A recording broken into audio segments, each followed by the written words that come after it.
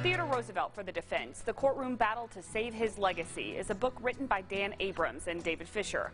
The book details the largely forgotten story of the 1915 trial where the former president was sued for libel and had to defend himself in front of 12 jurors. Author Dan Abrams joins us today. Thanks for being here with us, sir. Talk to us about what readers are going to learn in this book.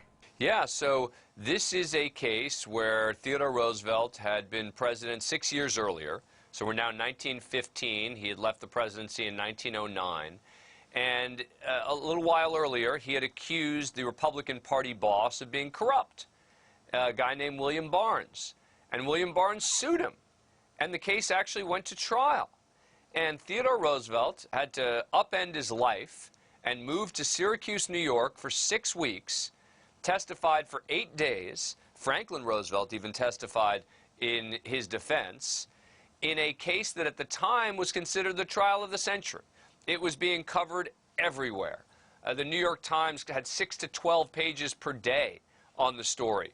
Papers around the nation with huge headlines every day about this case because you had the iconic former president on the stand, not just defending himself specifically in this libel case, but they were really trying to undermine his legacy, his reputation, and as a result, Roosevelt took this case very personally. So what were some interesting things that you learned while doing the research? You know, you get a little better sense of Theodore Roosevelt. You get to see, unlike reading in a speech or a book, you get to see exactly how Roosevelt interacted with someone on cross-examination who was trying to embarrass him. And it shows you how savvy Roosevelt was. He knew when to push, and he knew when to back off. He knew when to be aggressive, and he knew when to be passive. And it's the same things that made him a great political leader. It's the same things that made him a great politician. And watching that, reading those words, unvarnished and unedited, is really, I think, an additional piece to Theodore Roosevelt. And who do you think should read it?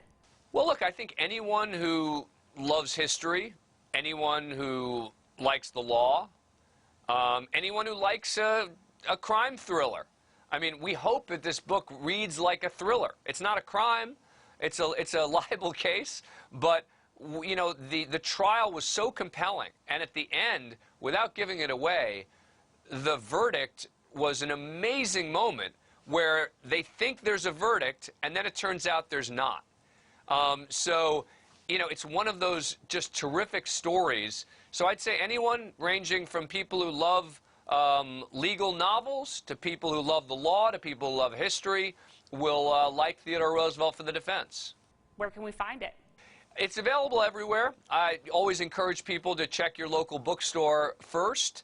But it's, of course, always available online on all the major retailers, Amazon, Barnes & Noble, etc. Very good. We appreciate you being with us today. Good. Thank you, Megan.